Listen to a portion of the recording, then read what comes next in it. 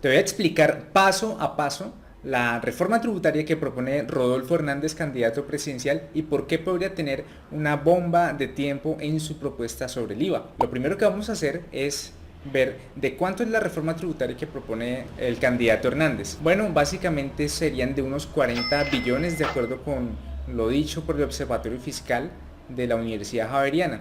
La de Rodolfo Hernández está calculada en 4%, es decir, 40 billones de pesos. ¿Y cuáles son las propuestas tributarias? Pues que muchas veces hemos escuchado, hemos leído en redes que el candidato no tiene propuestas. Pues tiene 7 en cuanto a los temas tributarios en términos generales. Primera, bajar el IVA al 10%, actualmente está en el 19%, ahorita entraremos a explicar un poquito a detalle cómo es que está funcionando ahora, pero básicamente el 19% lo reduciría al 10%, quitando el IVA descontable. Segunda, eximir de impuestos a las nuevas empresas durante los primeros 3 años a partir pues, de su creación. Tercera, eliminar los impuestos a bienes de capital. ¿Cuáles son los bienes de capital? Son esos activos como maquinarias, cosas que hacen parte de la transformación de, digamos, materias primas a un producto terminado. Entonces podemos encontrar hornos, podemos encontrar incluso patentes, pero el candidato no ha especificado si es a todos los bienes de capital o a una lista en específico. La cuarta propuesta es ponerle impuestos a las pensiones altas, algo que ya se había visto en la reforma tributaria del año pasado, la que intentó poner Carrasquilla.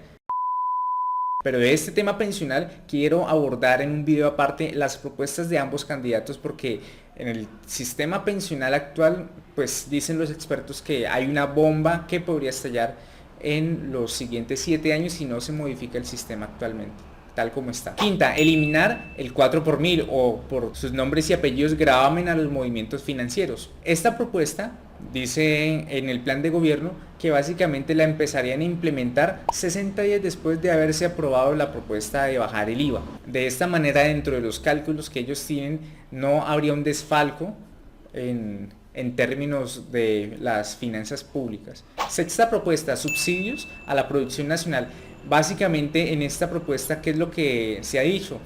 Es que el campesino colombiano, pues al tener actualmente tratados de libre comercio con países que le dan subsidios a su sector campesino, tienen más maquinarias, tienen muchas más cosas, pues el costo de producción de las importaciones pues es más barato. Entonces al campesino colombiano pues le queda muy difícil competir a nivel de precios contra esa producción extranjera. Lo que ellos dicen es hacer un estudio de costos para que el Estado subsidie la diferencia y que el campesino colombiano pueda competir a nivel de precios con la competencia.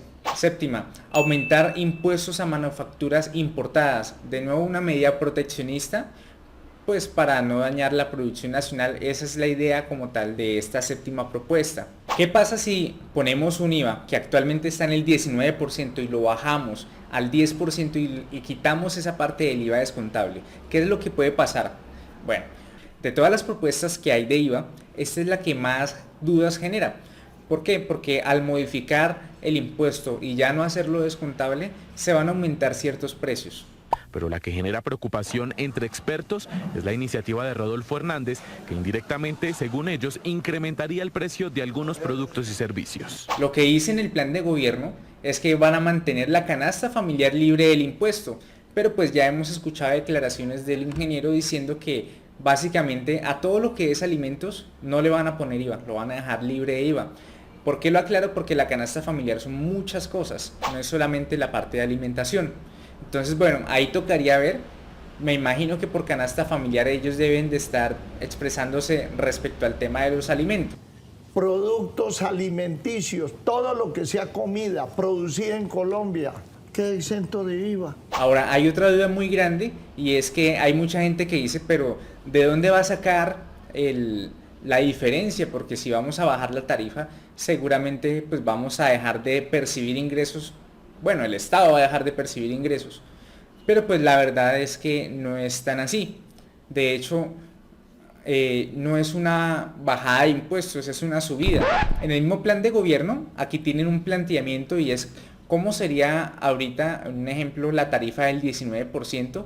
y cómo sería con la del 10%, y eso da un 28% de aumento de recaudo de acuerdo con las estimaciones que ellos hicieron. Si hacemos eso, recogemos 30 billones más. En ese orden de ideas, el Observatorio Fiscal de la Universidad Javeriana ha planteado algo que es muy lógico. Al no poder algunos productores descontarse del IVA que actualmente se descuentan, pues esos costos de un IVA adicional, pues que ya no se los pueden descontar, pues se los tienen que cobrar pues al consumidor final. Lo más probable es que todos los bienes que están en el artículo 477 del Estatuto Tributario, que son los bienes exentos del impuesto, es decir, aquellas personas que comercializan estos bienes se los pueden tomar ese IVA descontable pues como un saldo a favor en su declaración de impuestos. Todos estos que están acá, seguramente excepto los que tengan que ver con alimentos, pues se van a incrementar su precio de venta, entonces se van a encarecer.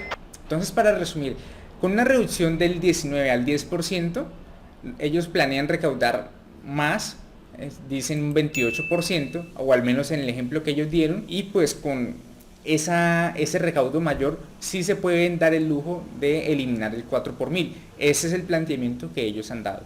En mi opinión personal, toda disminución de impuestos es muy buena, pero una que sea realmente una disminución. Por ejemplo, lo de eximir a las empresas los primeros 3 años me parece algo interesante, porque hay un montón de trabas, tanto legales como de plata, para emprender, ¿no?